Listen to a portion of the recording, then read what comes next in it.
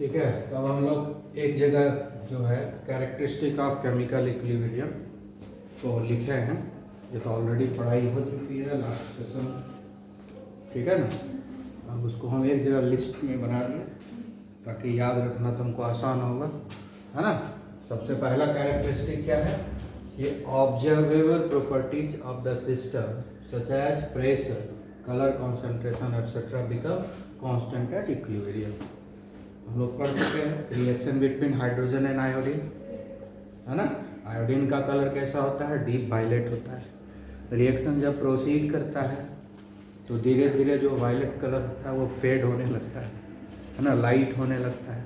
और एक समय के बाद जो है लाइट होना बंद हो जाता है। मतलब लाइट हुआ, लाइट होते होते एक समय आता है उससे और लाइट नहीं हो रहा है, अब अस्थिर हो गया है, मतलब कलरलेस नहीं हुआ है, कलर रुक गया, अब इससे ज़्यादा लाइट नहीं हो रहा है ना। आए बात समझ में? तो कांस्टेंट हो गया कि नहीं कलर कॉन्सेंट्रेशन, हाँ।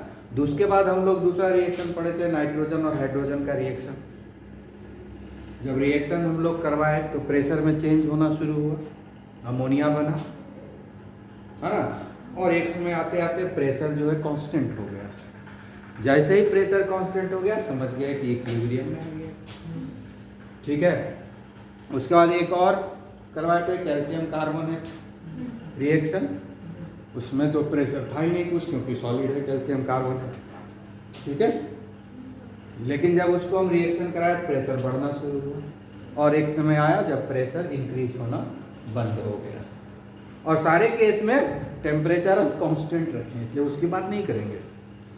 हर केस में टेम्परेचर कांस्टेंट है, क्लियर ना।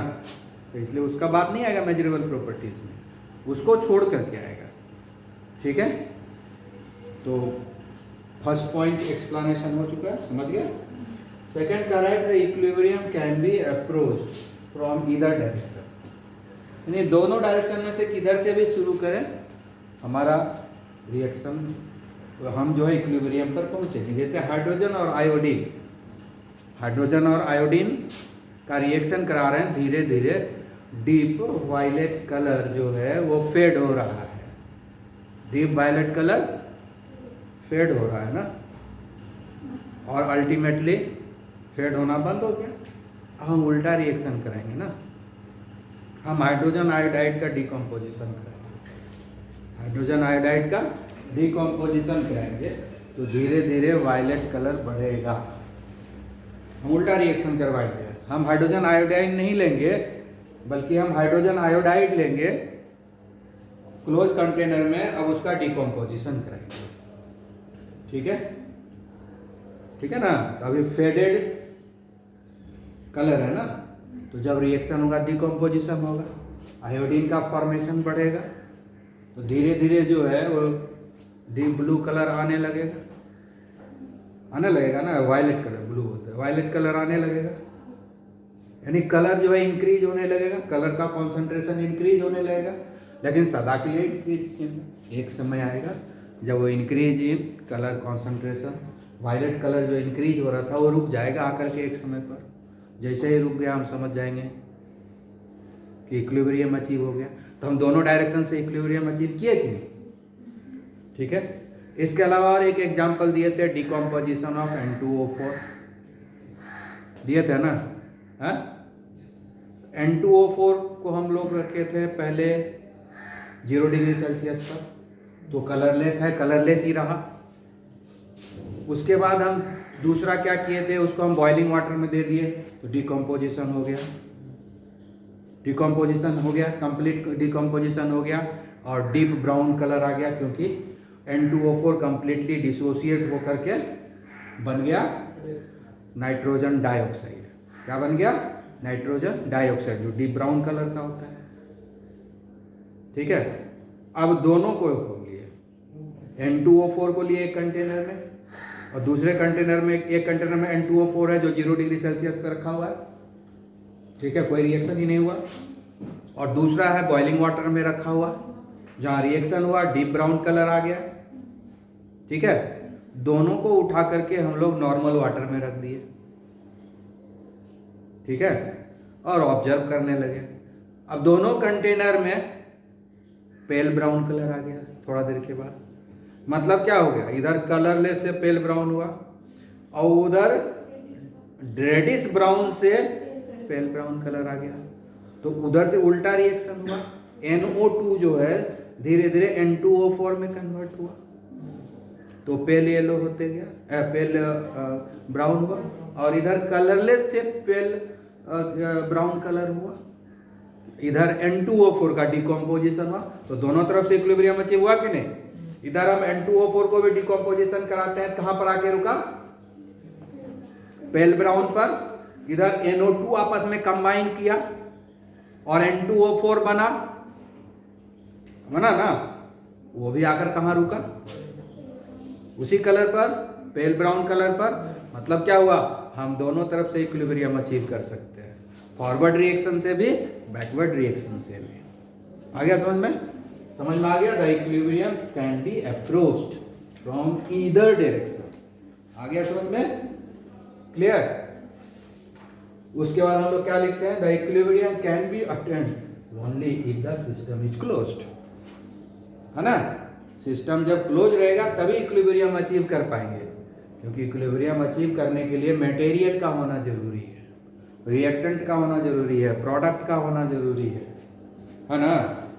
क्योंकि इक्विलिब्रियम डिपेंड करता है concentration of reactant and product. Equilibrium जो होता है वो रेशियो है किसका, प्रोडक्ट और रिएक्टेंट के कॉन्सेंट्रेशन का। तो अगर हम ओपन सिस्टम रखेंगे तो मटेरियल का एक्सचेंज हो जाएगा, मटेरियल निकल सकता है उससे बाहर। अगर गैस होगा तो निकल ही जाएगा, सॉलिड होगा लिक्विड होगा तो रह जाएगा, लेकिन अगर गैस होगा तो निकल ही जाएगा। अगर सॉलिड लिक्विड है तो प्रॉब्लम नहीं आएगा, ओपन सिस्टम में भी हो जाएगा। लेकिन अगर उसमें गैस है किसी भी तरह से तो वो तो रहेगा नहीं कंटेनर, वो निकल जाएगा, ओपन रहेगा, क्लोज रहेगा तभी रहेगा। इसलिए प्रिकॉशनरी हम लोग क्लोज सिस्टम ही ले लेते हैं, प्रिकॉशनरी मेजर में हम लोग क्लोज सिस्टम ही ले लेते हैं। ठीक है, क्लियर आया बात समझ में। इसलिए क्लोज सिस्टम रहेगा तो मटेरियल का एक्सचेंज होने का कोई चांस नहीं है, ठीक है। और जब मटेरियल का एक्सचेंज नहीं होगा तो इक्विलिब्रियम अचीव हो जाएगा। और ओपन सिस्टम दे देंगे, मटेरियल का एक्सचेंज होने का चांसेस है, तो वहाँ इक्विलिब्रियम तो अचीव नहीं हो सकता है हमेशा। कुछ केसेस में हो जाएगा, यहाँ सिर्फ सॉलिड और लिक्विड है, टेम्परेचर लो है, ठीक है ना, तो वहाँ वोलेटिलिटी नहीं होगा लिक्विड का, तो वहाँ अचीव हो सकता है। लेकिन वहाँ भी फिर भी खतरा है, इवापोरेशन तो रूम टेम्परेचर पर भी होता है, ठीक है ना। इसलिए मुश्किल ही होगा, इसलिए हम लोग क्लोज सिस्टम में ही रिएक्शन करवाते हैं। आगे समझ में, ताकि मटेरियल का एक्सचेंज जो है सराउंडिंग के साथ नहीं हो, सराउंडिंग के साथ मटेरियल का एक्सचेंज नहीं हो। एनर्जी का होना है कोई बात नहीं है, लेकिन मटेरियल का एक्सचेंज सराउंडिंग के साथ नहीं हो। अगर इस कंडीशन को मेंटेन करना है तो सिस्टम को क्लोज रखना पड़ेगा, ठीक है ना। उसका करा था, catalyst does not alter the equilibrium point. Catalyst पढ़े हो, बहुत बार पढ़े हो। कैटलिस्ट क्या करता है, झगड़ा लगाता है, स्वीट पॉइजन, ठीक है ना। अपने झगड़ा नहीं करेगा, अपने झगड़ा नहीं करेगा, लेकिन झगड़ा लगाने में माहिर है, झगड़ा लगा देगा, सामने बैठ के मस्ती लेगा, ठीक है ना। तो कैटलिस्ट मतलब स्वीट पॉइजन, ठीक है ना, तुमको पता ही नहीं चल रहा है, ठीक है ना। तो कैटलिस्ट जो है इक्विलिब्रियम पॉइंट को जो है सभी जो है, ठीक है, तो इक्विलिब्रियम पॉइंट जो है उसमें कोई चेंज नहीं होगा, यानी रेशियो में कोई चेंज नहीं होगा, इक्विलिब्रियम कांस्टेंट में कोई चेंज नहीं होगा। क्यों नहीं होगा, क्योंकि कैटलिस्ट जो होता है रिएक्टेंट और प्रोडक्ट दोनों को अफेक्ट करता है। इक्विलिब्रियम कब होता है, जब rate of reaction, forward rate of reaction और बैकवर्ड रेट ऑफ रिएक्शन दोनों सेम हो जाता है, तभी ना इक्विलिब्रियम अचीव होता है। कैटलिस्ट क्या करता है, रेट ऑफ रिएक्शन को ऑल्टर करता है, रेट ऑफ रिएक्शन को चेंज करता है। तो कैटलिस्ट क्या है कि दोनों के रेट ऑफ रिएक्शन को अफेक्ट करता है, सिर्फ ऐसा नहीं है कि रिएक्टेंट के रेट ऑफ रिएक्शन को अफेक्ट करता है। ये प्रोडक्ट जो आपस में रिएक्ट करेगा, रिवर्स रिएक्शन जो होगा उसके भी रेट ऑफ रिएक्शन को अफेक्ट करेगा और सेम एक्सटेंट में करेगा। समझ गए ना? Forward reaction, rate of forward reaction and rate of backward reaction, दोनों ही के रेट को ये इक्वली अफेक्ट करेगा, सिर्फ रेट को इफेक्ट करेगा, यानी रिएक्शन जल्दी हो जाएगा, इक्विलिब्रियम जल्दी अचीव हो जाएगा। जो काम 10 दिन में होने वाला था 1 दिन में हो जाएगा, जो 1 दिन में होने वाला था 1 घंटा में हो जाएगा, जो 1 घंटा में होने वाला था 1 मिनट में हो जाएगा, जो 1 मिनट में होने वाला था 1 सेकंड में हो जाएगा। लेकिन प्रोडक्ट उतना ही बनेगा। रेशियो जो है प्रोडक्ट और रिएक्टेंट का उतना ही होगा। ऐसा नहीं कि प्रोडक्ट ज़्यादा बना देगा, 1 किलो बन रहा था अब 10 किलो बन जाएगा, ऐसा नहीं है। प्रोडक्ट उतना ही बनेगा, काम जल्दी हो जाएगा, काम जल्दी हो जाएगा। क्यों? क्योंकि इक्विलिब्रियम में इसलिए चेंज नहीं होगा क्योंकि खाली फॉरवर्ड रिएक्शन को अगर अफेक्ट करता है तब तो प्रोडक्ट बढ़ जाता है, अगर खाली बैकवर्ड रिएक्शन को अफेक्ट करता तो रिएक्टेंट बढ़ जाता। ये क्या करता है? दोनों को अफेक्ट करता है। जितना इधर से रिएक्शन को करवा दिया उधर से प्रोडक्ट को भी आपस में रिएक्शन करवा दिया। ठीक है ना? इसलिए रेशियो में कोई चेंज नहीं आता है, इसलिए इक्विलिब्रियम कांस्टेंट के वैल्यू में कोई चेंज नहीं आएगा, इसलिए इक्विलिब्रियम पॉइंट में कोई चेंज नहीं आएगा।